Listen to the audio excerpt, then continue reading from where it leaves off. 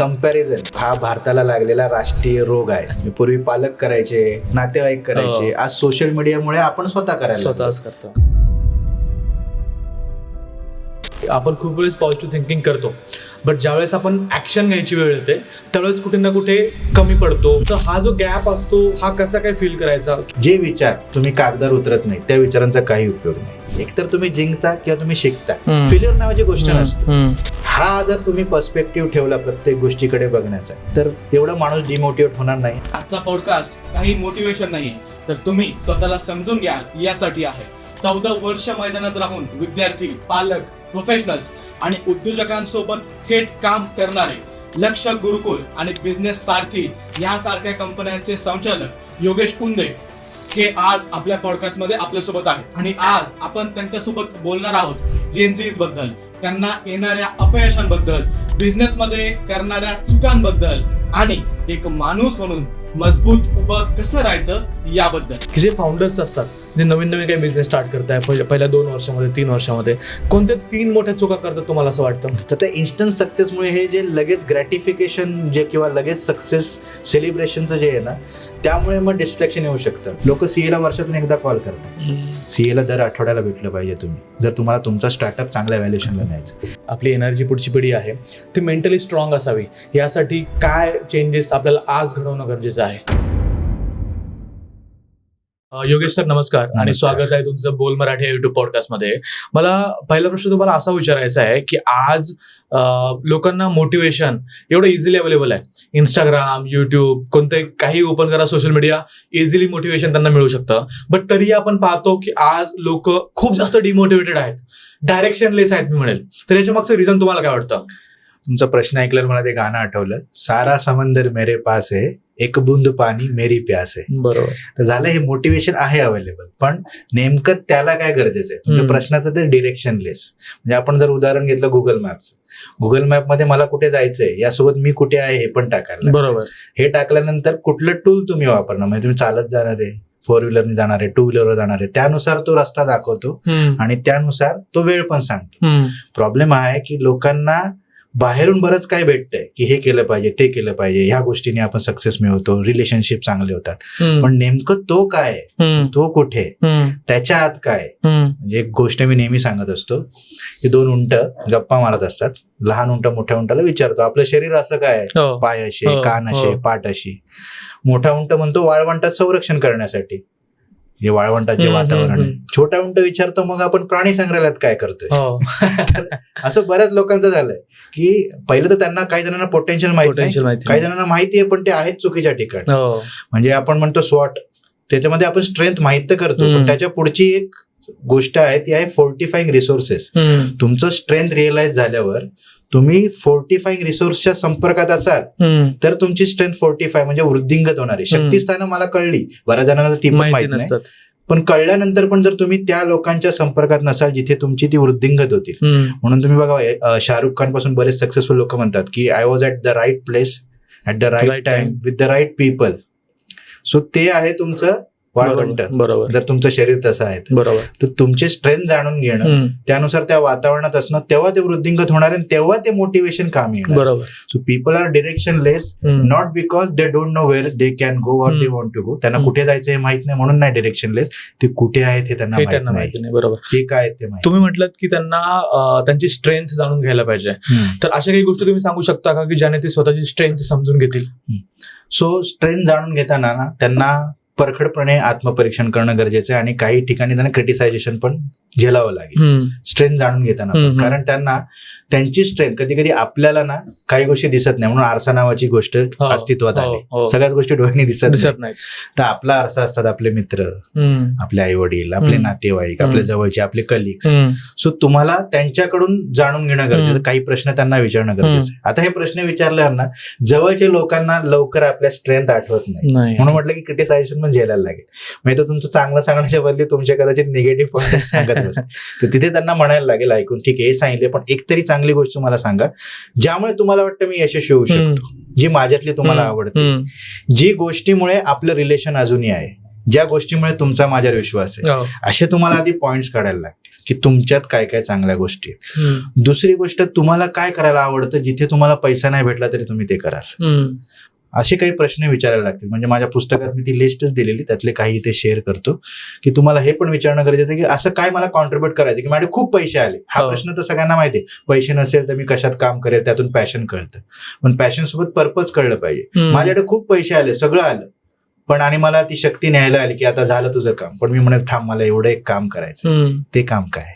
बरोबर. What you want to contribute. ह्या सगळ्यातून मग तुम्हाला लक्षात येईल तुमची स्ट्रेंथ काय आहे आणि तुम्ही कुठल्या क्षेत्रात गेलं पाहिजे. बरोबर. आणि मी म्हणतो की 5 एलिमेंट्स, आपण म्हणतो की आपण 5 एलिमेंट्स पासून बनले, तर ती एक थेअरी आहे माझी. तर आपण विचार केला पाहिजे या 5 एलिमेंट नुसार सुद्धा करिअर डिसाईड करताना. आपण 5 एलिमेंट्स नुसार म्हणजे उदाहरण आपण घेऊया, अर्थ हे एक एलिमेंट, त्याच्यानंतर आहे अग्नी. म्हणजे लोक करिअर डिसाईड करताना ना, जर यातलं कुठलंही कॉम्बिनेशन, अर्थ म्हणजे मी म्हणतो की पृथ्वी, म्हणजे की तुम्ही अशी कुठली गोष्ट आहे जी तुम्ही जमिनीला धरून म्हणतो ना की तुम्हाला ती सहज जमते, what you are good at, हे आहे earth element. Water, what the world needs, जगाला काय गरज आहे, पाण्याची गरज आहे म्हणतो, तर अशी कुठली गरज आहे जी तुम्ही भागू शकता, दॅट इज वॉटर एलिमेंट. वारा, श्वास, तर आपण म्हणतो की माझा ध्यास माझा श्वास आहे, तर वारा हा एलिमेंट तुमच्या पॅशनला धरून अशी कुठली गोष्ट जी तुम्हाला करायला आवडते. आणि चौथी गोष्ट आहे अग्नी, अग्नीनंतर उत्क्रांती झाली, तर अशी कुठली गोष्ट ज्याच्यामुळे तुम्हाला पैसे मिळतील. या 4 गोष्टी. आणि 5वं आहे पर्पज, म्हणजे आकाश, की कशासाठी तुम्हाला इथे पाठवलंय. तुम्ही तुमच्या करिअरमध्ये जर या 5 एलिमेंट्स जर सगळ्याच्या सगळ्या मॅच झाल्या तर तुम्ही डेफिनेटली यशाच्या शिखरावर आज ना उद्या पोहोचाल, आणि विथ हॅपीनेस, विथ सॅटिस्फॅक्शन. त्यातलं कुठलं एक कॉम्बिनेशन घेतलं, म्हणजे मला जोक करायला आवडतात पण लोकांना त्याची गरज नाही, तर मी आपल्या ग्रुपमधला एक मस्कऱ्या होऊन राहतो. पण मला जोक करायला आवडतात, मला चांगलं जमतं सुद्धा, म्हणजे प्रेझेंटेशन पण चांगलं आहे, लोकांना पण स्टँडअप कॉमेडी ऐकायची, पैसे पण भेटतात, तेव्हा मी स्टँडअप कॉमेडियन चांगला होतो. बरोबर. 4 गोष्टी जुळून आल्या, मला आवडतं पण, जमतं पण, जगाला पण गरज आहे, आणि पैसे पण भेटतात. आणि माझा पर्पज आहे लोकांना आनंदी ठेवणं. ह्या 5 गोष्टी आल्यामुळे मी कधीही लोकांना हसू शकतो, तेव्हा तो चांगला स्टँडअप कॉमेडियन बनतो. बरोबर. मला मिसिंग असेल तरी नाही, मग ते पूर्ण नाही होणार. मग कॉम्बिनेशन वेगळं होतं. म्हणजे काही जण असतात, मला बंदूक चालवता येते, ठीक आहे, पैसे पण भेटतात, म्हणजे आपण 2 एलिमेंट कुठले घेतले, बंदूक चालवता येते म्हणजे अर्थ, गुड ॲट, आणि पैसे भेटतात अग्नी. माती आणि अग्नी, शरीर मातीचं बनलंय, शरीर आणि अग्नी एकत्र आलं काय होतं, दूर, किंवा काय म्हणतो आपण त्याला, नाश होतो. तो एक करिअर नाशवंत आहे. बरोबर. सो अशी तुम्ही कुठलंही कॉम्बिनेशन घेऊन बघा. तुम्हाला पॅशन आहे आणि माझं प्रोफेशन, म्हणजे मला जमतं पण मला लोकांना गरज नाही, पैसे भेटत नाही, तरी लॉस आहे. म्हणजे हाऊस वाईफ घेऊ आपण, जेवण चांगलं बनवता येतं, पॅशन, ठीक आहे, माझ्या कुटुंबाला गरज आहे, पण मी त्याच्यामध्ये मास्टर शेफ नाहीये आणि मला पैसे भेटत. कुठले 2 कॉम्बिनेशन एकत्र आले, पॅशन म्हणजे वारा आणि पाणी, माझ्या करिअर आयुष्याचं चिखल झालेलं आहे. अशा हाऊस वाईफ बरेच बोलताना दिसतात. बरोबर. या 2 गोष्टी एलिमेंट जोडल्या नाही. बरोबर. ते केलं की मग ती मधुरा होती. बरोबर. जेव्हा 5 एलिमेंट जोडतात तेव्हा. बरोबर. सो आता मला पुढचा प्रश्न तुम्हाला असा विचारायचा आहे की आपण खूप वेळेस पॉझिटिव्ह थिंकिंग करतो, बट ज्यावेळेस आपण ऍक्शन घ्यायची वेळ येते त्यावेळेस कुठे ना कुठे कमी पडतो, किंवा ते जे विचार केलाय ते ऍक्च्युअल ग्राउंड मध्ये उतरत नाही. तर हा जो गॅप असतो हा कसा काय फील करायचा, की मी जे विचार करतोय ते प्रॅक्टिकल ग्राउंडवरती कसं काय उतरवता आलं पाहिजे? खूप सुंदर प्रश्न आहे. तुम्ही प्रश्नामध्ये टाकलाय गॅप आहेच. आता हा गॅप भरायला एक लागतो ब्रिज. तर तो ब्रिज काय आहे, NLP, neuro linguistic programming. Being a certified NLP practitioner, जे आम्हाला शिकवलं गेलं की दिवसभरामध्ये 60,000 विचार येतात आणि त्यातले 80% निगेटिव्ह असतात. दुसरी गोष्ट, जे विचार ग्राफोलॉजीमध्ये शिकलो मी, I am graphology practitioner also, जे आम्हाला विनीत बनसोडे सरांनी शिकवलं, जे विचार तुम्ही कागदावर उतरत नाही त्या विचारांचा काही उपयोग नाही. ते म्हणतात थिंकिंग मध्येच इंकिंग लिहिलेलं आहे.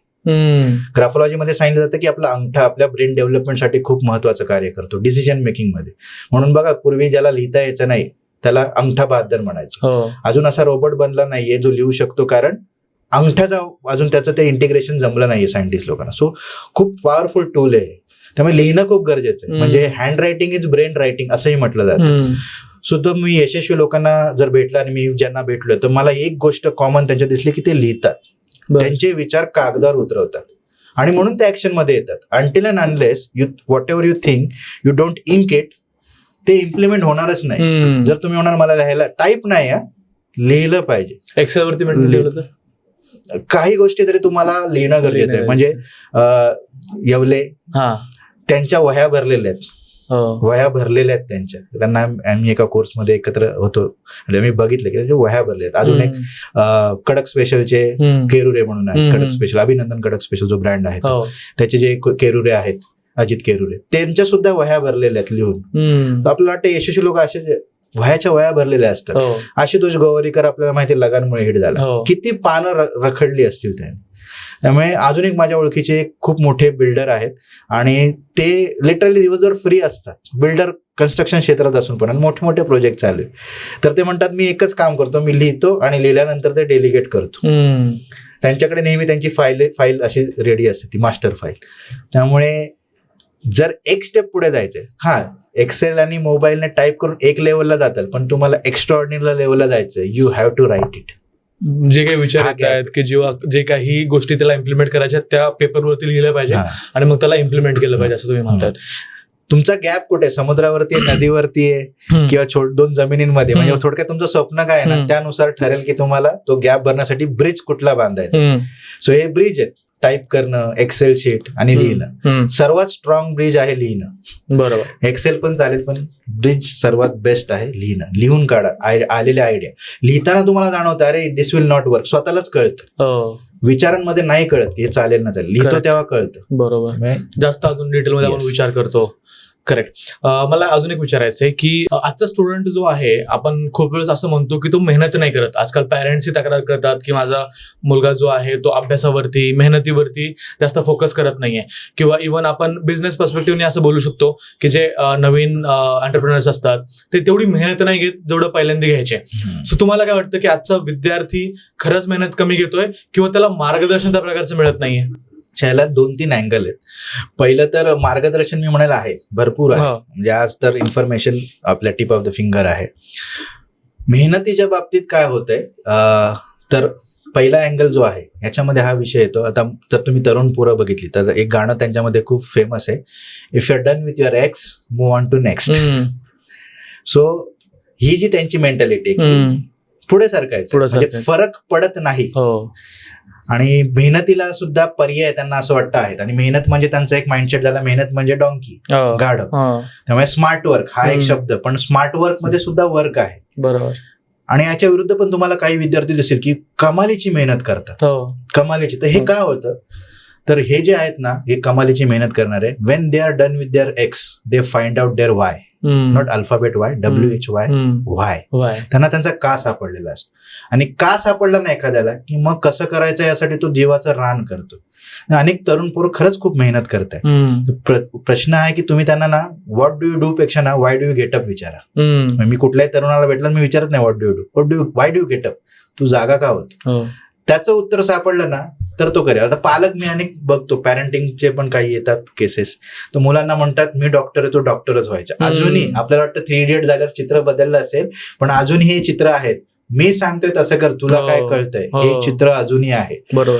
मुलांना वेगवेगळ्या गोष्टी करायच्यात. कधी त्यांना वाटतं ट्रॅव्हलर बनायचंय, कधी युट्यूबर बनायचंय, कारण त्यांना ते नॉलेज भेटतंय. किंवा पालकांची कंप्लेंट काय, के ड्रामा बघून, वेब सिरीज बघून या मुलांमध्ये खूळ येते. सो हा जो गॅप आहे ना, त्यामुळे पालकांचं मार्गदर्शन मुलं घेत नाहीये. बरोबर. आणि मुलांना माहित नाही त्यांना काय करायचं ते शोधतायत आणि खूप ऑप्शन अवेलेबल आहे. आणि आज त्यांना दिसतंय की युट्यूबर म्हणून पण यशस्वी श्रीमंत होता येतं. डॉक्टर आपल्या काळामध्ये होतं की डॉक्टर इंजिनियर झालं पाहिजे, तर तो मेहनत टाळतोय पेक्षा तो कन्फ्यूज आहे, क्लॅरिटी नाही. बरोबर. एकदा त्याला क्लॅरिटी भेटली, अलॉंग विथ पॅरेंट्सला पण क्लॅरिटीची गरज आहे. पॅरेंट्सला पण ही क्लॅरिटी भेटली तर मग मुलं तुम्हाला असं म्हणायला लागेल बाबा बस कर मेहनत. आणि खरंच काही यासाठी पण आमच्याकडे येतात की आमचा मुलगा एवढा अभ्यास करतो, त्याला जरा सांगा कमी अभ्यास कर, थोडं बाकी खेळायला वगैरे पण खेळ गोष्टी पण कर. सो असे दोन्ही प्रकारचे आहेत विद्यार्थी. व्हाय भेटणं गरजेचं, फाइंड आउट युअर व्हाय. बरोबर. इन्स्टंट सक्सेस ज्यावेळेस मिळते एखाद्याला, त्यावेळेस माणूस मेंटली तुम्हाला असं वाटतं की कमकुवत होतो किंवा तो म्हणजे काही गोष्टींमध्ये अडकला जाऊ शकतो. इन्स्टंट सक्सेस योग्य आहे का? आजच्या तरुणांच्या बाबतीत हा चॅलेंज जास्त येतो. माझी पिढी किंवा माझ्या आधीची पिढी, एक होतं की डिले ग्रॅटिफिकेशन, लगेच सेलिब्रेशन नाही, किंवा आपल्याकडे सण आल्यावरच सेलिब्रेट केलं जायचं. बरोबर. आता असं आहे वर्क हार्ड पार्टी हार्डर. बरोबर. Celebrate small wins but in a big way. म्हणजे आपल्याकडे स्मॉल विन्स सेलिब्रेट करा, पण आपल्या वेळेस काय बाबा आई पेढा दिला, आई वडिलांनी चांगली गोष्ट केली, आता पार्टीच करायची. तर त्या इन्स्टंट सक्सेसमुळे हे जे लगेच ग्रॅटिफिकेशन जे किंवा लगेच सक्सेस सेलिब्रेशनचं जे आहे ना, त्यामुळे मग डिस्ट्रॅक्शन येऊ शकतं. आणि आजचा काळ तर असा आहे की पलमे तोला पलमे माशा. बरोबर. तुम्ही आज सक्सेसफुल आणि उद्या डायरेक्टली धडक. बरोबर. त्यामुळे तुम्ही ग्रॅटिफिकेशन डिले केलं पाहिजे. इन्स्टंट सक्सेस भेटलं पाहिजे का, नाही भेटलं पाहिजे का, तर हा प्रश्न आहे. प्रत्येकाला वाटतं लगेच सक्सेस भेटावं, पण त्या सक्सेसचं ग्रॅटिफिकेशन तुम्ही डिले करा, सो दॅट ते इन्स्टंट सक्सेस कॉन्स्टंट सक्सेस मध्ये बदलेल. बरोबर. सक्सेस भेटले होते, सेलिब्रेशन तर होतच, पण त्याच वेळेस ज्यावेळेस फेल्युअर होतं, एखाद्याला फेल्युअर ज्यावेळेस येतं ना, त्यावेळेस तर तो जो काही व्यक्ती असतो तो एकदम हताश, निराश, एकदम त्याला ते हँडल करणं डिफिकल्ट होऊन जातं. तर अशा वेळेस फेल्युअरच्या टाइम मध्ये स्वतःला कसं हँडल केलं पाहिजे? आता जर तुम्ही तरुणांच्या दृष्टीने विचारत असाल तर त्यांच्यामध्ये चॅलेंज आहे की त्यांना तो फेल्युअरला कोपअप करता येत नाहीये लगेच. हे मिड एजच्या लोकांच्या बाबतीत हा चॅलेंज एवढा नाहीये, खास करून ते लोक ज्यांनी स्पोर्ट्स खेळलेला आहे, जे कारण स्पोर्ट्समध्ये त्यांनी हारजीत पाहिलेली असते.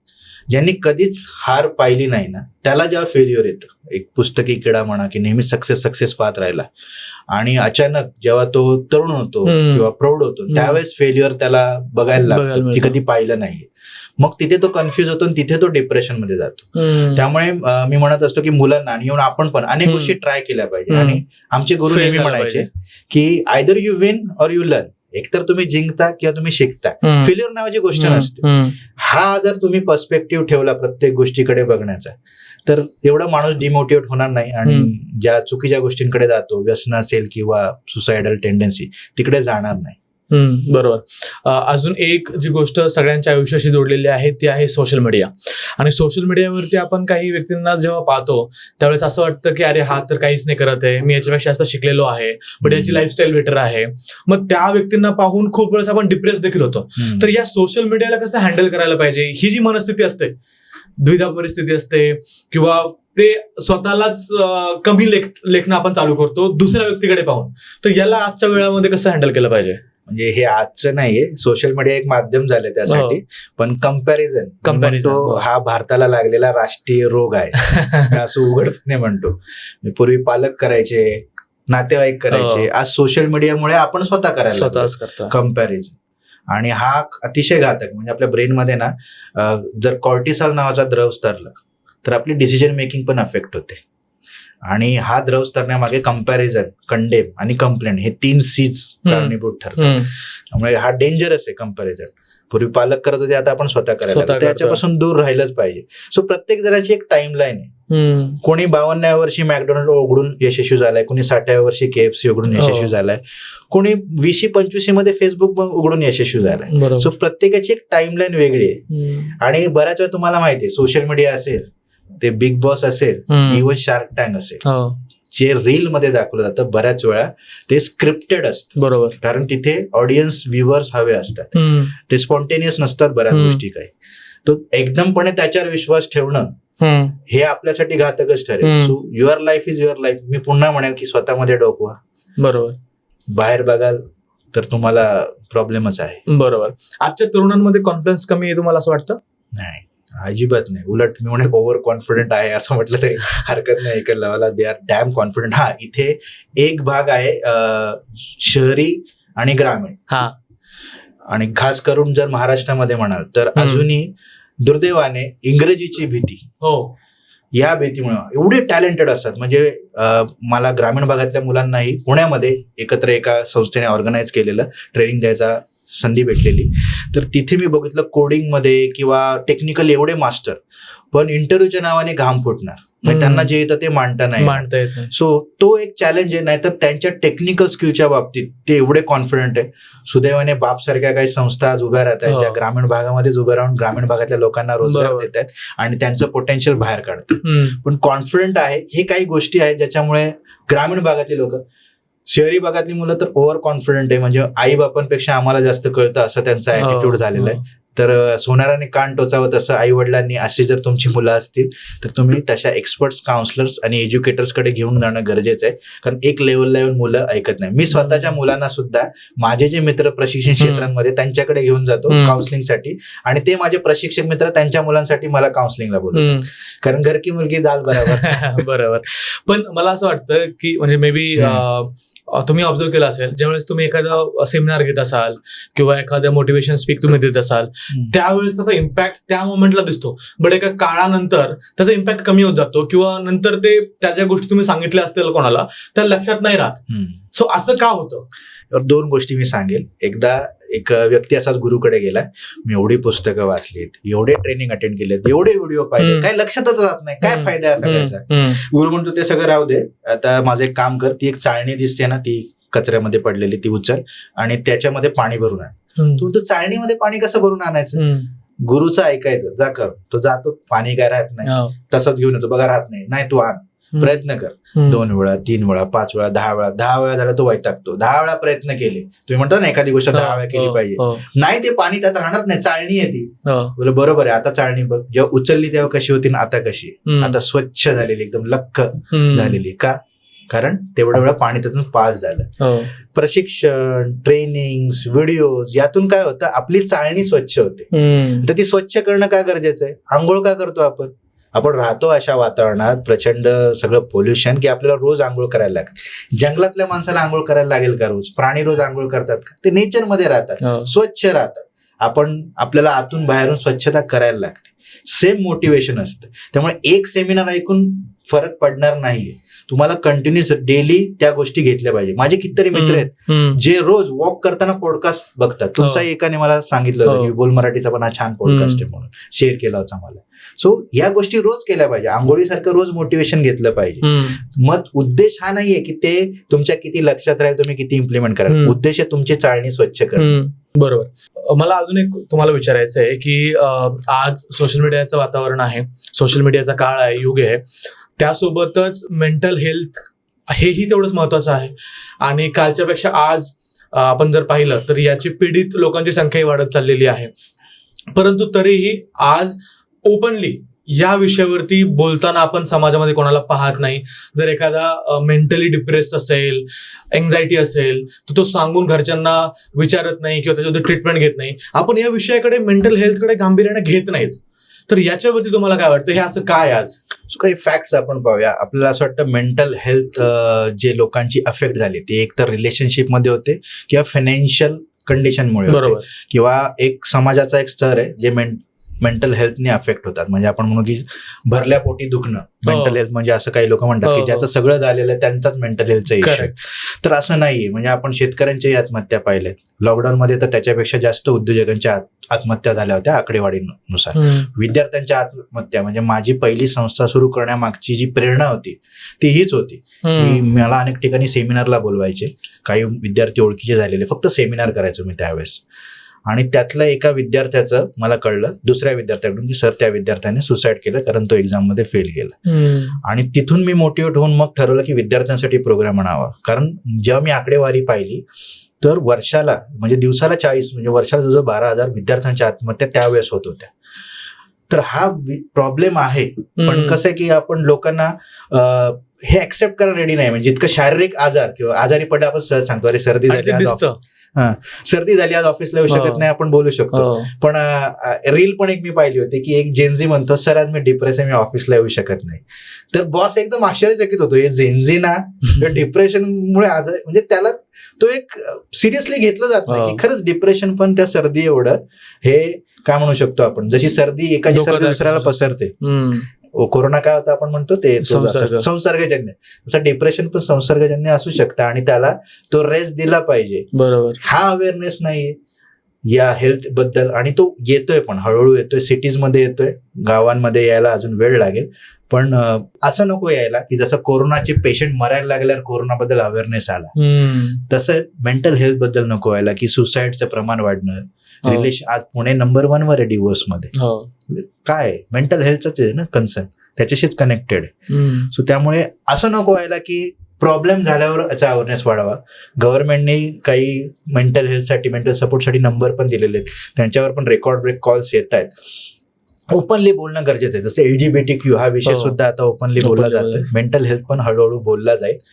लोकांनी पुढे येणं गरजेचं आहे. जसं दीपिका पदुकोण आली होती की मला मेंटल हेल्थ झाला होता, मी सॉल्व्ह केला आणि नंतर मी परत म्हणजे बाउन्स बॅक केलं. सो हे सांगणं गरजेचं आहे. मी स्वतः मेंटल हेल्थचा इश्यू फेस केलेला, मी स्वतः लाईफमध्ये सुसाईडचा विचार आला होता, प्रयत्नही केला होता. सो हे जेव्हा लोक येऊन सांगतील की त्यांना दिसेल की अरे ह्या व्यक्तीला ह्या विचार आलेला पण त्याने ती हेल्प घेतलेली. मी आमच्या काळात तर सायकोलॉजी नव्हतं तरी मी माझ्या मित्राला म्हटलो की कुठला तरी सायकोलॉजिस्ट बघ. आणि माझा प्रॉब्लेम काय होता, 2 गोष्टी होत्या. एक तर करिअर, मला आर्ट्स करावं असं वाटत होतं, मी हुशार असल्यामुळे मला सायन्सला पाठवत होते, तिथे माझी घालमेल होत होती, त्यासाठी मला हवा होता. आणि बरेच विषय पालकांना माहित नाही जे असतात. भाग येतो आहे प्रेम प्रकरण, मैत्री, हे जे कॉलेजमध्ये होणारे विषय, आपलं बरेच टॅलेंट त्याच्यामध्ये वाया जाते, मागे खेचलं जातं. याच्यावर तर कोण ओपनली बोलतच नाही. प्रेम हा विषयच लोकांना माहित नाही. आता नवीन आपल्या वेळी तर प्रेम होता, आता अजून एक विषय आलेला आहे शारीरिक आकर्षण, पॉर्न. हे असे विषय आहेत ना की ज्यामुळे मेंटल हेल्थ खूप अफेक्ट होते आपल्या मुलांची सुद्धा. त्याचे परिणाम पुढे दिसतात त्यांच्या करिअरमध्ये, लग्नामध्ये. त्यामुळे आपण सायकोलॉजिस्ट, काउन्सिलरकडे जाणं, जसं आपण डॉक्टरकडे जातो, मेडिकल चेकअप करतो. आपण वर्षातून म्हणतो ना मेडिकल चेकअप केलं पाहिजे, ब्लड चेकअप केलं पाहिजे. मग आपण असे माझ्या बिझनेस क्लायंटला कंपल्सरी, कुठलाही क्लायंट आला पहिलं डायग्नोस्टिक असतं. तो म्हटला ना डायरेक्ट सोल्युशन द्या, म्हटलं मी मेडिकल नाहीये, डोकं दुखतंय गोळी द्या, मी स्पेशलिस्ट आहे, मी आधी तुझे रिपोर्ट बघणार मग तुला गाईड करणार. सेम पद्धतीने आपण आपल्या मुलांची, आपल्या फॅमिलीची एव्हरी इयर एक मेंटल हेल्थ चेकअप केली पाहिजे, आपल्या बिझनेसची पण, आपल्या मेंटल हेल्थची पण. बरोबर. आजकालचे पॅरेंट्स, तुम्हाला काय वाटतं, मुलांना खूप जास्त प्रेशराईज करतात का? त्यांचे एक्सपेक्टेशन्स खूप जास्त आहेत? त्याच्यामध्ये 2 प्रकारचे पालक आहे. काही पालक आहेत की जे म्हणतात तुला पाहिजे ते कर. आता हे पालक कोण आहेत, म्हणजे सरप्राइझिंगली माझ्या शाळेतले पण असे विद्यार्थी ज्यांनी स्वतः स्ट्रगल केलंय, ते आर रेडी, मुलांना म्हणतात तुला पाहिजे ते कर, शोध. म्हणजे माझा एक विद्यार्थी मित्र आहे, खूप प्रचंड स्ट्रगल करायला लागला, त्याच्या मुलीला ऍस्ट्रॉनॉट बनायचं तरी त्याने सपोर्ट केला. तर ऍस्ट्रॉनॉट हे करिअर तर अजून इंडियामध्ये एवढं नाहीच आहे, म्हणजे ऑपॉर्च्युनिटी अजून नाहीयेत. आणि काही मित्र असे आहेत की जे प्रचंड हुशार, ते त्यांच्या मुलांना प्रेशराईज करतायत. अजूनही 3 Idiots सारखा मूवी येऊन गेला पण की इंजिनियर बन, मी इंजिनियर, तू पण इंजिनियर बन, सेफ करिअर. सो काही पालक करतायत प्रेशराईज. पण मुलं आजची जेनझी, जर खास करून म्हणाल जेनझी असेल किंवा पुढची जी जेनवाय आलेली आहेत, दे नो की त्यांना काय करायचंय. हा फक्त कॉन्फ्लिक्ट टाळायचा असेल तर मी एक सजेशन पालकांना आणि मुलांना देईल. पालक कन्सर्न काय प्रेशर करणारे, त्यांना भीती आहे. भीती काय, क्लॅरिटी नाही. म्हणजे माझंच उदाहरण देईल. मला आर्ट्सला जायचं होतं, पालक म्हटले सायन्सला जा, मी गेलो, पण माझी घालमेल झाली. बरोबर. आजचा विद्यार्थी तर नाही जाणार, मग कॉन्फ्लिक्ट होणार. मग काय करणं गरजेचं आहे, रिसर्च करणं. मी जर त्यावेळेस रिसर्च केला असता, आर्ट्स करून हे करिअर आहे, मी हे करणार आहे, आणि तो प्रेझेंट केला असता, तर माझे पॅरेंट्स ऍग्री झाले असते, कारण त्यांना सायन्स आणि मॅथ्स माहिती आहे. मी जर हा रिसर्च दिला असता, तर मुलांनी रिसर्च करून ती क्लॅरिटी पालकांसमोर ठेवली आणि पालकांनी स्वतः घेतली, तर मग हा कॉन्फ्लिक्ट आणि हे प्रेशर आपोआप दूर होईल. बरोबर. पण आजकाल आपण पाहतो की जे काही करिअर चॉईसेस आहेत, मुलं ते करिअर चॉईसेस स्वतःच्या आवडीनुसार नाही घेत, ट्रेंड पाहतात. आजचा ट्रेंड हा चालू आहे, भलेही माझं त्याच्यामध्ये आवड असू द्या नसू द्या, पण ट्रेंडिंग मध्ये आहे, मला हे करिअर करायचं आहे. सो हे कितपत योग्य आहे? आता ट्रेंडिंग मध्ये जे करिअर पाहतायत ती मुलं मोस्टली ना, त्यांना त्यांचा पॅशन वाय माहित नाहीये. ती आहेत की मला काहीतरी सेटल व्हायचंय, तू सेटल हो जा. पण ज्या मुलांना माहितीये की मला माझा वाय काय, मला काहीतरी भव्य दिव्य करायचंय, ती मुलं नोकरी शोधण्यापेक्षा ना नोकरी देणारे त्यांना बनायचं. म्हणजे आजकाल, पूर्वी आमच्या वेळेस 100 2 मुलं म्हणायचे बिझनेस करायचे, आज 100 80 मुलं म्हणतात की मला बिझनेस करायचा. तर हा ट्रेंड बदलतोय. तर उद्योजकतेचा ट्रेंड आलाय आणि तो एक वातावरण निर्मित ट्रेंड असतोच. म्हणजे आपण म्हणतो की मुलं करिअर कसं डिसाईड करतात, 3. एक आहे सायकिक डिटर्मिनिझम, म्हणजे त्यांचं जे आई वडील वगैरे त्यांची विचारधारा ते कुठेतरी येतं. दुसरं आहे वातावरण, म्हणजे जे एखादा इम्पॅक्ट झाला असेल, मी पाहिलं IAS ऑफिसर भारी गाडीत फिरतो वगैरे, स्पीच वगैरे पाहिलं असेल, एखादी रील आली असेल, तो इम्पॅक्ट होतो. आणि एक तिसरं जे आहे ते की जे तुम्ही म्हटलं की ट्रेंड आहे, सो तो कुठेतरी इम्पॅक्ट होतो. पण मी जसं म्हटलं की क्लॅरिटी बिफोर ग्रोथ, हे माझं टॅगलाईनच आहे, क्लॅरिटी बिफोर करिअर. सो तुम्ही एकदा क्लॅरिटी घेतली ना, तर मुलं ट्रेंडला जाणार नाहीत. बाकी आपण काय करू शकत नाही, जग काय म्हणतंय, कधी इंडस्ट्रीचा ट्रेंड येतो, फिल्म इंडस्ट्री, कधी स्टँडअपचा येतो. पण आपल्याला ठरवायचं आपल्याला काय करायचंय. आम्ही स्टुडंट डेव्हलपमेंट सुरू केलं तेव्हा कॉर्पोरेट ट्रेनिंगचा ट्रेंड होता. एकही व्यक्ती स्टुडंट डेव्हलपमेंट मध्ये नव्हता 2012 साली. पण आम्हाला माहिती आम्हाला का करायचंय, काय करायचंय, आम्ही तेच केलं आणि आमची आता एक एस्टॅब्लिश चांगली ऑर्गनायझेशन आहे. बरोबर. आणि असंही होतं ना की ज्यावेळेस ट्रेंड आपण फॉलो करतो, ट्रेंड क्षणिक असतो. ट्रेंड वर्ष, 2 वर्ष, 3 वर्ष असेल, पण त्याच्यानंतर तो ट्रेंड गेला तर जर त्याला आवड नसेल तर तो त्या जे करिअर त्याने स्टार्ट केलंय त्याच्यामध्ये सस्टेन नाही करू शकणार. एक म्युझिक इंडस्ट्रीचं चांगलं उदाहरण घेतो. पूर्वी ते ग्रामोफोन असायचे, 50 वर्ष त्यांनी राज्य केलं. बरोबर. अचानक कॅसेट आली, त्यांनी पण 15 वर्ष राज्य केलं. सीडी आली, तिने पण 5 वर्ष राज्य केलं. किती ट्रेंड चेंज होतं. म्हणजे ज्यांनी जर कॅसेटचं टेक्नॉलॉजी शिकली, अचानक सीडी आली, त्याने सीडीची टेक्नॉलॉजी शिकली, ऑनलाईन म्युझिकची इंडस्ट्री आली. जर जो ट्रेंडच्या मागे गेला आणि त्याला पॅशन आणि प्रोफेशन, मला जे आवडतं जमतं याच्यावर फोकस नसेल केला, गिरणी कामगारांचं काय झालं. बरोबर बरोबर. त्यामुळे ट्रेंड तुम्ही बोलले अगदी बरोबर, चेंज होतो, पण तुम्हाला आवडतं जे जमतं ते तुमचं शस्त्र आहे. बरोबर. ते जर तुम्ही धरून करिअर ठरवलं तर नेव्हर एंडिंग आहे. मला तुमच्याबद्दल एक समजून घ्यायचंय. तुम्ही एसबीआय मध्ये चांगल्या पोझिशनवरती काम करत होतात, त्यानंतर तुम्हाला कसं वाटलं की इकडं स्टुडंट काउन्सिलिंग किंवा बाकीच्या या दुसऱ्या क्षेत्राकडे वळावं? सो 2 गोष्टी घडल्या. एक तर मी एसबीआय मध्ये सिलेक्ट व्हायच्या आधी मी CDSE combined defence service examination ती दिली होती. First time negative marking introduce झाली होती. त्यामध्ये मी ती एक्झाम क्लिअर केली. 10 लाखातून जवळजवळ 2000 विद्यार्थी स्क्रीनिंग राऊंड साठी जातात. 100च्या 20 बॅचेस होत्या. त्या 100 मधून पुढच्या राऊंडला 24 मुलं जातात. म्हणजे एवढी टफ. त्यामध्येही मी गेलो आणि लास्ट नंतर मग विद्यार्थ्यांमध्ये विचारलं जातं की तुम्हाला वाटतं कोण सिलेक्ट होतील. चेस नंबर असतात. त्या टॉप 4 मध्ये मी होतो, एकच मुलगा सिलेक्ट झाला. म्हणजे मी नाही होऊ शकलो. नंतर मी एसबीआयची एक्झाम दिली, ती क्लिअर झालो. इंटरव्ह्यू मध्ये मला सर्वात जास्त मार्क्स होते. तर ह्या माझ्या बॅकग्राऊंडमुळे मला अनेक ठिकाणी लेक्चर्सला बोलवायचे की कशी एक्झाम क्लिअर केली. तर तिथे जेव्हा मी जायचो तर मी जो मगाशी किस्सा सांगितला की एका विद्यार्थ्याचं सुसाईड, ते एक गोष्ट. दुसरं, एसबीआय मध्ये असताना माझ्याकडे बिझनेस अकाउंट्स होते बिझनेसमॅनचे, आणि मला एक सवय होती की कोणी यशस्वी झाला तो का झाला हे विचारायचं. मग तुम्ही का बिझनेस सुरू केला, वाय सगळ्यांना विचारायचो. विजन काय, पर्पज काय, तुमची टीम मध्ये काय, कसा बिझनेस. तर त्यामुळे बिझनेस बद्दल पण गोडी निर्माण झाली. ही झालेली घटना. आणि मग स्वतःचा एक ओळख, म्हणजे मला मुंबई पुणे करायला लागायचं. माझी मुंबईला पोस्टिंग होती, पुण्याला राहिला होतो. रोज मुंबई पुणे ट्रेनिंग करायचो. पाहायचो 25-25 वर्ष लोक तेच ट्रेन मधून प्रवास करतात. तर मला खूप असह्य व्हायचं. म्हटलं आपला यासाठी जन्म नाही झालेला आहे. मग स्वतःमध्ये डोकावलं, या बाकीच्या गोष्टी घडलेल्या. मग आपलं पॅशन काय, तर पर्पज काय, ह्या सगळ्या गोष्टी, प्रोफेशन, मला जमतं काय चांगलं. आणि मग ठरवलं आपण बिझनेस सुरू करायचा. आणि मग ठरवलं की कशात सुरू करायचं. तर आपलं काय पेन आहे, आपलं हे स्वप्न पूर्ण नाही झालं. का नाही झालं की आपल्याला गायडन्स नव्हता भेटला. मला रिझल्ट आल्यावर कळलं की असा इंटरव्ह्यू असतो, त्या इंटरव्ह्यू मध्ये काय असतं, 40 दिवस हातात, आणि सगळं मला 40 दिवसात करायचं होतं. गायडन्स नव्हतं. म्हटलं हे इतरांच्या बाबतीत नाही झालं पाहिजे. बरं, तिथे मी 20 वर्ष अभ्यास केला, शिक्षण घेतलं, पण 20 मिनिटं मला प्रेसिडेंट इंटरव्ह्यू देता नाही आला. जो ब्रिगेडियरने घेतला तिथे माझा थरथर झालं. आज इंटरव्ह्यू घेतला तर आज मी अजून चांगला देऊ शकलो असतो. तर ते स्किलवर काम नाही केलं. हे प्रॉब्लेम बऱ्याच विद्यार्थ्यांचे होते. म्हणजे मी 5 गोष्टी मानतो, स्किल, विल, इंटेलेक्ट, फील आणि टीम सेट, स्विफ्ट सेट.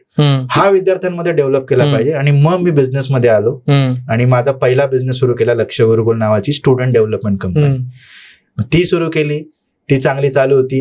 पहिली मराठी स्टार्टअप ज्याने फंडिंग रेज केलं होतं. One of the top institute किंवा नंबर 1 इन्स्टिट्यूट आमच्या पिंपरी चिंचवड मध्ये बनलो. लॉकडाऊन आला, पूर्णपणे ऑफलाईन होतो, बिझनेस हॅम्पर झाला. मग ऑनलाईनचं महत्व कळलं. मग स्टार्टअपचा अभ्यास केला. मग ते करता करता काही जणांना बिझनेस कोचिंग सुरू केली. आपल्या बिझनेसमध्ये ते इम्प्लिमेंट करून तो बिझनेसही वर काढला. आणि कोचिंग करता करता माझा एक विद्यार्थी जो 11वीला माझ्याकडे आला होता, तो एमटेक एरोस्पेस झाला. Youngest scientist of the year award मिळाला. आणि तो माझ्याकडे आला की सर, स्पेस सायन्स एज्युकेशन मध्ये काहीतरी करायचंय, तुम्ही जॉईन व्हा. सो तो एक दुसरा बिझनेस सुरू झाला. आज तोही one of the leading space science मध्ये आहे. इस्रो सोबत 2 MOU आहेत आमचे. तो करता करता कळलं की तो बिझनेस वरती नेण्यासाठी आपल्याला डिजिटल सोल्युशन, फनेल, या गोष्टी शिकणं गरजेचं आहे. त्या गोष्टी शिकल्या, त्या करता करता तो तिसरा बिझनेस सुरू झाला. सो हे बिझनेस सगळे चालू असताना एक लक्षात आलं की आपलं पॅशन काय, बॅक टू द बेसिक्स, की लोकांना ट्रेनिंग द्यायला आवडतं, जे शिकलंय ते माध्यम म्हणून द्यायला आवडतं. आणि मग बिझनेस सारथी हा माझा फुल टाइम वेळ आहे. बाकी गोष्टी मी पाहतो, तिथेही माझा मेजॉरिटी स्टेक आहे. पण माझं मेन पॅशन जे आहे ते स्टार्टअप्सला आणि एक्झिस्टिंग बिझनेसला गाईड करणं, कारण मला जे प्रॉब्लेम आले ज्याच्यातून मी बाहेर आलो त्यांना ते सोल्युशन देणं, आणि जे पेन मला सोसायला लागले ते त्यांना सोसायला लागू नये, हे माझ्या लाईफचं पर्पज आहे. की असं जगायचंय की इतरांना प्रेरणा भेटली पाहिजे, एक प्रेरणा स्थान बनण्यासाठी, आणि एक विश्वास वाटला पाहिजे की किती प्रॉब्लेम आले, जर हा माणूस बाहेर आला तर मी पण येऊ शकतो. बरोबर, ते सोल्युशन त्यांना देणे. बरोबर. तुम्ही म्हटलात की तुम्ही आता सारथी, ज्याच्या माध्यमातून स्टार्टअपसाठी स्टार्टअप फाउंडर्स जे आहेत त्यांना तुम्ही मार्गदर्शन करता. तर मला स्टार्टअपसाठी एक प्रश्न मला विचारायचा आहे की जे फाउंडर्स असतात, जे नवीन काही बिझनेस स्टार्ट करताय पहिल्या 2 वर्षामध्ये 3 वर्षामध्ये, कोणत्या 3 मोठ्या चुका करतात तुम्हाला असं वाटतं? सो मी म्हणतो की आम्ही ना कुठल्याही स्टार्टअपला आधी चेक करतो, एकदा इन्व्हेस्टर सुद्धा 9 पिलर मध्ये तो बसतोय का, आणि त्यामध्ये पहिल्या 3 पिलर हे सर्वात जास्त इम्पॉर्टंट असतात. पहिलं त्याचं विजन काय. म्हणजे मी यामध्ये एक एनॉलॉजी वापरतो महाभारताची. बघा, युद्ध 2 सम्राटामध्ये होतं, धृतराष्ट्र आणि युधिष्ठिर. धृतराष्ट्राचं विजन काय होतं, मुलाला राजा बनवायचं. युधिष्ठिरचं विजन काय होतं, लोकांच्या कल्याणाचं राज्य आणायचं, जे छत्रपती शिवाजी महाराजांचं पण होतं, मुद्रा भद्राय राज्य ते. तर ह्या 2 सम्राटांमध्ये हा सम्राट का जिंकला, ज्याच्याकडे काहीच नव्हतं, आता तो वनवासावरून परत आला, कारण विजन स्ट्रॉंग होतं. त्या विजनमुळे लोक त्यांच्याशी अटॅच झाले. कृष्ण पण त्यामुळे त्या विजनमुळेच त्यांच्या सोबत आले. सो विजन महत्वाचं आहे. तुम्ही का सुरू करताय, ट्रेंड म्हणून, पैसा आहे म्हणून, कारण ह्या गोष्टी बदलणार. तुमचं पॅशन, तुमचं मिशन, तुमचं VVIMP म्हणतो मी, विजन, व्हॅल्यूज, आयडेंटिटी, तुम्ही काय आहात, मिशन आणि पर्पज, VVIMP. पहिलं हे डिसाइड करा. म्हणून अनेक स्टार्टअप्स 3-3 दिवसाचे विजन बसून विजन फॉर्म करतात फक्त on paper. So VVIMP is महत्वाचं आहे, तो आहे तुमचा युधिष्ठिर. मग येते दुसरी गोष्ट, जी लोक काम नाही करतात, विजन चांगलं वगैरे सुरू करतात पण चांगली टीम घेत नाही. बिझनेस करायचा आहे ना, तर you need a strong team, ज्याला मी म्हणतो भीम. म्हणजे इथे होता दुर्योधन, समोर होता भीम. दोघांमध्ये सेम त्यांचे जे बिहेवियर, लालच, अहंकार, राग दोघांमध्ये होता. पण भीम सरेंडर होता विजनला, युधिष्ठिरला. युधिष्ठिर म्हटलं शांत बस, शांत बस. दुर्योधन कोणाच्या बापाचं काय, स्वतःच्या बापाचं पण ऐकायचं नाही. त्यामुळे टीम पाहिजे, आणि टीम तुमच्या विजनला सरेंडर, अलाइन पाहिजे. टीम मध्ये पण काय येतं, इंटरनल एक्सटर्नल टीम येते. लोक फक्त जी कामं करायला लागणार ती टीम, त्याच्यामध्ये तुमचे चांगले CS पाहिजे, CA पाहिजे, करेक्ट, लॉयर पाहिजे, हे सुद्धा पाहिजे. आणि आपल्याला असं वाटतं की खूप पैसे लागतात, ते तुम्हाला अवरली बेसिसवर किंवा इसॉपच्या बेसिसवर सुद्धा तुम्हाला असे कन्सल्टंट भेटू शकतात. करेक्ट. म्हणजे माझा जो विद्यार्थी, त्याचा स्टार्टअप का 3 वर्षातच एव्हरी इयर 3x ग्रोथ करून आज इंडियातला वन ऑफ द लिडिंग बनला, कारण त्याने सुरुवातीपासून ह्या गोष्टी फॉलो केल्या. मला ॲज अ चीफ मेंटर म्हणून घेतलं, चांगले CA घेतले, CS घेतले. लोक CA ला वर्षातून एकदा कॉल करतात. CA ला दर आठवड्याला भेटलं पाहिजे तुम्ही, जर तुम्हाला तुमचा स्टार्टअप चांगल्या व्हॅल्युएशनला न्यायचं. आणि तिसरी गोष्ट आहे लीडर. अनेक फाउंडर्स एकत्र येतात, पण लीडर कोण ते ठरवत नाही. बघा, एक लीडर मल्टिपल बिझनेस रन करू शकतो, पण एक बिझनेस मल्टिपल लीडर्स रन करू शकत नाही. इंग्रजीमध्ये एक म्हण आहे, too many cooks spoil a soup. कारण टीम कन्फ्युज होते, याचं ऐकू का याचं ऐकू, ही आयडियोलॉजी का ती आयडियोलॉजी. इथे अर्जुन एकच होता महाभारतामध्ये, तिथे कधी कर्ण, कधी भीष्म, कधी कृपाचार्य, कधी द्रोणाचार्य. ती सैन्य गडबडून जायचं, आम्ही कोणाची आयडियोलॉजी फॉलो करू. आणि इथे माहित होतं की अर्जुन म्हटला सूर्य झाकायचं तर सूर्य झाकायचं. त्यामुळे लीडर एक असला पाहिजे. ह्या 3 पहिल्या मेजर चूक आहेत. ह्यावर लक्ष दिलं की एक लीडर असेल, त्याचं चालेल, तो सगळ्यांचा ऐकेल, पण डिसिजन एक लीडर घेईल. ओनरशिप, रिस्पॉन्सिबिलिटी त्याची असेल, जे काय झालं ते चांगलं वाईट त्याची. ह्या 3 गोष्टीवर पहिलं लक्ष देणं गरजेचं आहे. नंतर मग येतात अजून पुढच्या 5 गोष्टी. दॅट इज पहिला आहे कॅश फ्लो. अनेक स्टार्टअप्स कॅश फ्लो स्टेटमेंट वाचता येत नाही. त्यांना वाटतं काय गरजेचं नाही, ते CAचं काम आहे. तू CEO आहे तर तुला कॅश फ्लो स्टेटमेंट वाचता आला पाहिजे. टॉप लाईन, बॉटम लाईन हे अनेक उद्योजकांना कन्सेप्टच माहिती नाही. प्रॉफिट मार्जिनच बघत नाही. त्यांना वाटतं अकाउंटमध्ये राहतं ते प्रॉफिट. तुझं प्रॉफिट मार्जिन ते पण कन्सिस्टंट आहे का, स्केल करायचं तुला ते प्रॉफिट मार्जिन माहित पाहिजे. 25 प्रकारच्या कॉस्ट असतात, त्या कॉस्ट जाऊन मग तुझं प्रॉफिट मार्जिन निघतं. रेग्युलर तुझ्या डायरेक्ट कॉस्ट नाही, इनडायरेक्ट कॉस्ट पण असतात. फिक्स कॉस्ट, व्हेरिएबल कॉस्ट पण तुला कन्सिडर करायला लागतात. तर ह्या गोष्टी कॅश फ्लो लोक वाचत नाही. म्हणजे महाभारतामध्ये मला वाटतं नकुल कसं होतं, याला फ्युचर दिसायचं, तर तुमचं कॅश फ्लो स्टेटमेंट पाहून कळतं की तुमचं बिझनेसचं फ्युचर काय, तर ते तुम्हाला आलं पाहिजे. पुढची गोष्ट येते सिस्टीम.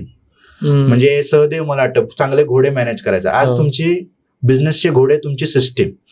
सिस्टीम म्हणजे लोकांना वाटतं टेक्नॉलॉजी, सॉफ्टवेअर नाही. सिस्टीम म्हणजे काय, हे केल्यानंतर हे करायचं, हे म्हणजे सिस्टीम. तुमच्या प्रोसेसेस, तुमचे SOPs, तुमच्या चेकलिस्ट. तुम्ही नसताना बिझनेस चालला पाहिजे. बरेच इन्व्हेस्टर बघतात ह्याला काय झालं तरी बिझनेस चालेल का, याच्या सिस्टीम्स आहेत का जागेवरती, मग आजारी पडला, निघून गेला, भांडणं झाली, बिझनेस चालू राहायला पाहिजे तर मी इन्व्हेस्ट करतो. करेक्ट. तर सिस्टीम्स येतात. नकुल सहदेव झाल्यानंतर येतं द्रौपदी. भारतामध्ये तर खूप दुर्लक्ष होतं, ते आहे सम्राज्ञी. म्हणजे मी म्हणतो आजही भारतामध्ये बिझनेसमध्ये द्रौपदीचं वस्त्रहरण होतंय. किती बिझनेस आहे ज्यांनी ट्रेडमार्क, कॉपीराईट, लिगल कंप्लायन्स याची काळजीच घेत नाही. हो. चांगले चाललेले बिझनेस ठप डायरेक्ट नोटीस आल्यावर बंद करायला लागतात, कारण ह्या लिगल कंप्लेंटची काळजी घेतली जात नाही. फॉरेन मध्ये माझे काही मित्र आहेत, ते सांगतात तिथे बिझनेस सेट केला ना, पहिलं लिगल म्हणजे राजा करून तुझं देतात. विजन आणि मग राणी येणार. हो. लिगलची पहिली काळजी घेतली जाणार. हो. सो लिगल आपल्याला वाटतं मोठा झाल्यावर बघू, आता काय चालतंय, तसं नाही. आधीपासून लिगलच्या गोष्टींची तुम्ही काळजी घेतली पाहिजे. आणि त्यानंतर येतात आपले कृष्ण, म्हणजेच कम्युनिकेशन. त्याला मी म्हणतो मार्केटिंग अँड सेल्स. त्यामध्ये internal communication, external communication. Internal तुमच्या टीम सोबतचं, एक्सटर्नल कस्टमर सोबतचं. सो कम्युनिकेशन आणि सेल्सचं तुमचं रिटर्न मध्ये बिझनेस प्लॅन पाहिजे. म्हणजे लोक फायनान्शियल प्लॅन बनवतात, पण मार्केटिंग सेल्सचा प्लॅन बनवत नाही. एका मीडियमवर डिपेंड राहतात. अनेक असे बिझनेस आहेत जे फेसबुकमध्ये जे कंटिन्यू चेंजेस होत आहेत, त्यांचे बिझनेस हॅम्पर झाले, कारण एकच सोर्स ठेवलेला फेसबुक लीड येण्याचा. मग ती लीड कॉस्ट वाढली किंवा फेसबुकचं हे बदललं, अल्गोरिदम बदललं की लागली वाट. सो एकच सोर्स ठेवतात. सो कम्युनिकेशन स्किल म्हणजे कृष्णाने किती लोकांना जोडलं बघा, जेव्हा महाभारताचं युद्ध झालं अनेक लोक जॉईन केले. सो तसं तुमचे सोर्सेस ठरले पाहिजे मार्केटिंग आणि सेल्सचे. सो ते आलं कम्युनिकेशन. मग येतो तुमचा प्रोडक्ट. लोक प्रोडक्टनी आधी सुरुवात करतात, प्रोडक्ट सर्वात शेवटी. आणि प्रोडक्ट मध्ये 4 भाग येतात: new market, new product, new product, old market, old product, old market, old product, new market. या 4 भागात बसलं पाहिजे. म्हणजे बऱ्याच जण प्रोडक्ट आणतात आणि आम्ही 10 वर्ष झाले आमचं हेच प्रोडक्ट आहे, म्हणजे झाला अभिमन्यू. आज जायचं माहिती, एक्झिट नाही. प्रोडक्ट परीक्षित सारखं पाहिजे, जन्मताच मृत्यूची परीक्षा घेतलेलं परीक्षे. अनेक फॉरेन कंपन्या कुठलंही प्रोडक्ट मार्केटमध्ये आणताना त्याची एक्झिट आधी ठरलेली असते, आणि ते प्रोडक्ट लॉन्च झाले तेव्हा त्यांचं बॅकएंडला पुढचं येणार प्रोडक्टचं त्यांचं काम चालू असतं. हे आपले स्टार्टअप्स विचारच करत नाही, त्यांना वाटतं आणलं हेच प्रोडक्ट आता आयुष्यभर. सो प्रोडक्टची पण स्ट्रॅटेजी ठरली पाहिजे.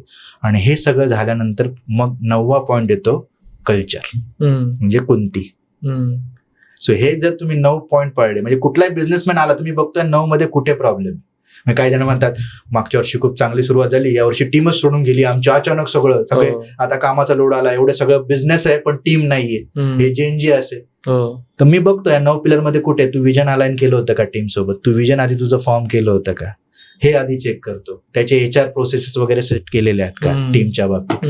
सो हे 9 पिलर मधून तुम्ही आयडेंटिफाय करायचं. प्रॉब्लेम मला समजायचं 9 पिलर मध्ये कुठेतरी प्रॉब्लेम, ते करेक्ट केलं तर बिझनेस नक्कीच स्केल होतो. ग्रेट. खूप माहितीपूर्ण इन्फॉर्मेशन तुम्ही दिलेली आहे. आता मला बिझनेस रिलेटेड एक पुढचा प्रश्न तुम्हाला असा विचारायचा आहे की आता सध्याला काही गोष्टी ट्रेंडिंगमध्ये आहेत, आता सध्याला काही बिझनेसेस ट्रेंडिंगमध्ये आहेत, काही बिझनेसेस कालांतरानं ते बंदही होतात. मला तुमचं विजन समजून घ्यायचं आहे की तुम्हाला काय वाटतं, तुमचा अभ्यास, तुमचा रिसर्च काय आहे, पुढच्या येणाऱ्या 5 वर्षामध्ये, पुढच्या येणाऱ्या 7 वर्षामध्ये कुठले बिझनेसेस तुम्हाला वाटतात की खूप चांगले करू शकतील, किंवा कुठल्या इंडस्ट्रीजमध्ये बिझनेससाठी चांगला स्कोप आहे. सो स्पेस, जर आत्ताच मी मागच्या वर्षी इंडियामध्ये बँगलोरमध्ये एक स्पेस कॉन्फरन्स झालेली, I was fortunate to speak there. नंतर एक जॅक्सा म्हणून दरवर्षी कॉन्फरन्स होते, जॅक्साची, जॅपनीजची स्पेस एजन्सी आहे त्यांची. सो स्पेस हा पुढच्या काळात येणारा स्पेस एज. त्यामुळे अनेक मोठे जे बिझनेसमॅन बघा तुम्ही, मग ते एलॉन मस्क असेल किंवा अमेझॉनवाले असतील, जे बेझोस असतील, हे स्पेसमध्ये खूप टाकत आहे, space sector. Next edge space edge, AI नंतरचा पुढचा एज स्पेस एज. सो पहिला आहे तो सेक्टर आहे की ज्याचा बूम होणार आहे. डेफिनेटली AI तर आहेच, आता दिसतच, पण AI मध्ये खूप डेव्हलपमेंट होणार आहेत, जे आपण मशीन लर्निंग म्हणतो, रोबोटिक्स म्हणतो, जनरेटिव्ह AI आहे. सो याचाही एक काळ प्रचंड राहणार आहे. तिसरं जे आहे ते एलॉन मस्क वरून आपण समजून घ्यावं, कारण तो फ्युचरिस्टिक माणूस आहे पहिल्यापासून. That is energy sector. त्यातही जे ट्रेडिशनल एनर्जी देणारे रिसोर्सेस म्हणजे सोलर एनर्जी असेल किंवा अजून कुठल्या एनर्जी रिसोर्सेस ज्यातून एनर्जी, रिन्युएबल एनर्जी जे आहेत, ह्या गोष्टी आहेत. म्हणजे अगदी स्पेस आणि एनर्जीला धरून पण काही कंपन्यांचं काम चालू आहे की डायरेक्टली चंद्रावरून, हे ऐकायला हास्यास्पद वाटेल पण सायंटिस्ट लोक यावर काम करतात की चंद्रावरून इलेक्ट्रिसिटी डायरेक्टली सोलर, कारण तिथे सूर्याची जास्त हे घेता येते, सोलर एनर्जीचा वापर करून तिथे असे पॅनल करून तिथून इथे एनर्जी पाठवायची, ट्रान्सफर करायची. सो असे काही प्रयोग चालू आहेत. त्यामुळे एनर्जी हे 3 सेक्टर तर भविष्यात बुमिंग. स्पेस आणि एनर्जी सांगितलं, स्पेस, एनर्जी आणि AI. सो AI सेक्टरमध्ये ही खूप साऱ्या ग्रोथ अपॉर्च्युनिटी पुढे असू शकतात. अजून एक सेक्टर जे आहे बरेच जे फ्युचर सेक्टर असतात ना, माणसाच्या अँबिशन्स किंवा त्याचे जे विचार आहेत, क्रिएटिव्हिटी, इनोव्हेशन याला धरून असतात. तर एक जे माणसांना ना दीर्घायू जगायचंय, हो, तर याच्यावर खूप मोठा रिसर्च चालू आहे. हो, दीर्घायू जगा. तो हेल्थ सेक्टरमध्ये ह्या विषयाला धरून की माणसाचं एज कसं वाढेल किंवा त्याचा तो जसा तरुणाईमध्ये दिसतो त्याची जी फिटनेस आहे, दिसणं आहे. सो ती इंडस्ट्रीला पण, म्हणजे ती चांगली वाईट जाऊ द्या, पण आहे ती इंडस्ट्री पण राहणार आहे. ब्युटी इंडस्ट्री जेव्हा म्हणतो, वेलनेस इंडस्ट्री, ते पण पुढे राहणारच आहे. जोपर्यंत म्हणून ह्या तर राहणारच आहेत, ज्या बेसिक आपण म्हणतो ना, अन्न, वस्त्र, निवारा, आरोग्य आणि शिक्षण, ह्या तर राहणारच आहेत. पण याच्यामध्ये इव्हॉल्व ज्या होणार आहेत, या धरून, एनर्जीला धरून, स्पेसला धरून, म्हणजे स्पेसमध्ये राहायचं. जॅक्साच्या कॉन्फरन्समध्ये मला कळालं की काही कंपन्या अशा Japanese, you will not believe, की आपण तर माणूस पाठवायचं ठरवतोय, त्यांचं काय चाललंय, कन्स्ट्रक्शन मटेरियल आणि कन्स्ट्रक्शनच्या मशिनरी पाठवायचे त्यांचे मिशन्स, त्याचं प्रिपरेशन चालू आहे. म्हणजे त्यांनी धरूनच चालेल, लोक जाणार, राहणार, तर तिथे राहण्याची व्यवस्था करायची, त्यामध्ये आम्ही पहिले असलो पाहिजे. अजून एक आहे स्पेसवरून आठवलं की मायनिंग इंडस्ट्री जी आहे, स्पेस मधलं mining, that is also future. त्याच्यामध्ये अनेक कंपन्या करोडो डॉलर्स टाकत आहेत, कारण खूप मोठ्या प्रमाणावर अवेलेबल आहेत मायनिंगसाठी जे काही आपल्याला मटेरियल लागतात. म्हणजे पृथ्वीचं उत्खनन करण्यापेक्षा तिथूनच करा. चंद्रावरती हिरे सापडलेत असं म्हणतात. सो काही ठिकाणी सोनं, काही ठिकाणी वेगवेगळे जे आपण मटेरियल म्हणतो. सो ती एक फ्युचर इंडस्ट्री आहे. बरोबर. सो इथे आपण फ्युचरिस्टिक बिझनेसेस काही विचार करून, आयडिया करून त्याच्यामध्ये काही बिझनेस करू शकतो, सपोर्टिव्ह करू शकतो. जसं ऑटोमोबाईल आले तर एक पूर्ण हब उभं राहील त्याला धरून, तसं ह्या ज्या फ्युचर इंडस्ट्री, ह्याला कुठल्या पॉइंटला मी टच करणारा बिझनेस सुरू करू शकतो हे शोधणं, माझ्या पॅशनला धरून, माझ्या प्रोफेशनला धरून, माझ्या एज्युकेशनला धरून, आणि ही जी समाजाची गरज आहे, पैसे भेटतील, असं कनेक्ट करून तुम्ही जर बिझनेस सुरू केला तर डेफिनेटली, इव्हन मी म्हणतो पुढचं जे चालणारं युट्यूब चॅनल खूप असेल, ते नक्की स्पेसचं पण असेल, स्पेस रिलेटेड असू शकतं. आजही बघा ना, AI रिलेटेड चॅनल किती चालतात, खूप चालतात. राईट. सो मला अजून एक विचारायचं तुम्हाला, मला एक सांगा की ज्यावेळेस तुम्ही लक्ष गुरुकुल स्टार्ट केलं, तुम्हाला असं काही वाटतं का की ते स्टार्ट करताना किंवा चालवताना, रन करताना एखादी चूक तुमच्या हातून झाली? येस, एक पेक्षा मी 2 चुका झालेल्या माझ्या सांगेन. पहिली चूक, एक इव्हेंट होता आमचा आणि तो आजपर्यंत, तेव्हापर्यंतचा सर्वात मोठा इव्हेंट झालेला, म्हणजे लोकांना बसायला जागा नव्हती, ह्यूज सक्सेस. आणि तेव्हाच मला एका टीम मेंबरने सांगितलं की दुसरा एक टीम मेंबर मॅनेजमेंट बद्दल काहीतरी बोलतोय, आणि मला तिथे राग आला आणि मी त्याला बोलून सगळ्यांसमोर मी त्याला ओरडलो. नंतर लगेच मी समेट पण केला त्याला बाजूला घेऊन. तर चूक ही आहे की मी त्याला क्रिटिसाइज सगळ्यांसमोर केलं, कारण बाकी टीम घाबरली, थोडीशी बिचरली. So never criticise in public, criticise in private. आणि जेव्हा कधी क्रिटिसाइज करायची वेळ आली कोणाला, तर 1 मिनिटाच्या वरती नाही गेलं पाहिजे ती क्रिटिसाइजेशन. दुसरी गोष्ट की मी सुरुवातीला बिझनेस प्लॅन केला, जे लिहिलं तेवढं झालं, पण त्यानंतर ते अचीव्ह झाल्यानंतर मी हे लिहिणं थांबवलेलं. तर business plan is a continuous on going process, असं नाही की एकदा झालं. मग ती कंटिन्युअस तुम्हाला रिव्ह्यू करणं, कुठपर्यंत आलो, काय मार्केटमध्ये आता काय चॅलेंजेस आहेत, वातावरण कसं आहे. जसं मी म्हटलं की मला फटका बसला लॉकडाऊनचा, पण माझ्या आधी माझ्या काही मित्रांनी ऑलरेडी ऑनलाईनवर ते सरकले होते. आम्हाला ते झूम कसं वापरावं हे शिकण्यातच 2-3 महिने गेले. ते पुढचा ट्रेंड ओळखण्यासाठी कंटिन्यू तुम्ही तुमचा बिझनेस प्लॅन ना कंटिन्यू रिव्ह्यू केला पाहिजे, जो एकदाच बनवला असं नाही. सो ह्या 2 मेजर चुका, एक टीमच्या बाबतीतली, क्रिटिसाइज इन लर्निंग, ही criticize in private and in less than 1 minute, आणि दुसरी आहे do business plan and continuously. बरोबर. आज तरुण जो आहे ना, खूप वेळेस अपयश त्याला येतं, फेल्युअर्स त्याला पाहावे लागतात, किंवा खूप वेळेस आपल्याला रस्ता दिसत नाही, गोंधळून जातो माणूस. तर अशा वेळेस तुम्ही काय सांगाल की गोंधळात जो अडकलेला आहे किंवा फेल्युअर्स सध्या जो झेलतोय, अशा तरुणानं काय करायला पाहिजे? छान चारोळी आठवणी मला. स्वतःवरचा विश्वास सार्थ असावा, कुरुक्षेत्रात गोंधळलेला पार्थ नसावा. तर त्या पार्थला सुद्धा एक सारथी गरजेचा होता. सो मला पण, माझा एक नाही, माझ्या मल्टिपल मेंटॉर्स आहेत, आणि प्रत्येक गोष्टीसाठी माझ्या हेल्थसाठी एक वेगळे आहेत, मेंटल हेल्थसाठी वेगळे आहेत, ग्राफोलॉजीसाठी वेगळे आहेत, NLP साठी वेगळे आहेत. सो तुमच्याकडे मेंटॉर्स हवे तुमचे, ज्या क्षेत्रामध्ये तुम्हाला अडचण येते त्या बाबतीत तुमच्याकडे एक मेंटॉर हवा. सो सारखी असला पाहिजे. मेंटॉर जर असेल तर त्याला त्या कठीण परिस्थितीतून त्याला Yes, बाहेर कोणतरी पाहिजे की ज्याला तुम्ही अर्ध्या रात्री पण किंवा मेसेज पाठवू शकता, सर अडचण येते. मला आठवतं माझ्या बिझनेसमध्ये जेव्हा चॅलेंज झाले, काही पार्टनरशिप मध्ये काही डिस्प्यूट झाले, मी माझ्या गुरूंना लगेच कॉल केला, त्यांनी उचलला आणि सांगितलं, मी त्यांना शेअर केलं. कधी कधी आपण शेअर करतो ना, त्याच्यामध्ये आपल्याला सोल्युशन भेटतं, पण कोणतरी शेअर करणार असलं पाहिजे. बर, एक शेवटचा प्रश्न मला तुम्हाला विचारायचा आहे की पुढची पिढी, आपली येणारी जी पुढची पिढी आहे ती मेंटली स्ट्रॉंग असावी, यासाठी काय चेंजेस आपल्याला आज घडवणं गरजेचं आहे? यासाठी एक घटना सांगेल मी, की मी सुद्धा माझ्या तारुण्यावस्थेत खूप कन्फ्युज असायचो. अँग्री यंग मॅन म्हणून ओळख होती माझी. खूप चॅलेंजेस किंवा मला कळत नव्हतं काय केलं पाहिजे काय नाही. तर एकदा जसा मी रस्त्याने जात होतो ना, आज जशी रस्त्यावर पुस्तकं विकतात त्यावेळेस तशी पुस्तकं होती, पण ती बरीचशी जी होती ती फिक्शन्स होती. त्यामध्ये एक असं पुस्तक होतं जुनाट, how to win friends and influence people. मी ते उचललं, माझे मित्र म्हटलं म्हणणार हे काय उचलतो, ते बोका 7 बंडे उचल. तेही चांगलं पुस्तक आहे, पण मला ते वाटलं ते पुस्तक उचलं. आणि त्यानंतर जी गोडी लागली, म्हणजे आज 5,000 पेक्षा जास्त पुस्तकं आहेत, पुस्तकं ठेवायला जागा नाही. आणि मी जे काही चॅलेंजेस मधून बाहेर आलो, तेव्हा जेव्हा ज्या चॅलेंजही येतात, तर मी जाऊन त्या माझ्या लायब्ररीमध्ये जातो, बघतो कुठल्या पुस्तकात उत्तर भेटेल. तर रिडिंगची सवय लावा. आय एम व्हेरी फॉर्च्युनेट की माझ्या दोन्ही मुलांना रिडिंगची सवय आहे. म्हणजे काही अचिव्हमेंट झाली तर आमचं ठरलेलं असतं, पप्पा क्रॉसवर्ड मी अचीव्ह केलं, आता मला गिफ्ट पुस्तक. सो मुलांना मेंटली फिट करण्यासाठी, मेंटली त्यांची हेल्थ स्ट्रॉंग करण्यासाठी वाचनाची सवय लावणं खूप गरजेचं आहे. सो जर वाचनाची सवय लावली तर वाचाल, पुढची पिढी, वाक्यच आहे, वाचाल तर वाचाल. नक्कीच and every leader is a reader. May be every reader is not a leader, but every leader is a reader. तुम्ही बघा, जर तुम्हाला मुलांना successful, happy, healthy, wealthy, successful पाहायचं आहे तर वाचनाची सवय त्यांना लावली पाहिजे. ओके, मला शेवटला काही रॅपिड फायर क्वेश्चन्स तुम्हाला विचारायचे आहेत. तुमच्या मते जर एखाद्याला सक्सेस दीर्घकाळ टिकवायची असेल, त्यासाठी काय महत्वाचं आहे, मोटिवेशन की डिसिप्लिन? 100% डिसिप्लिन.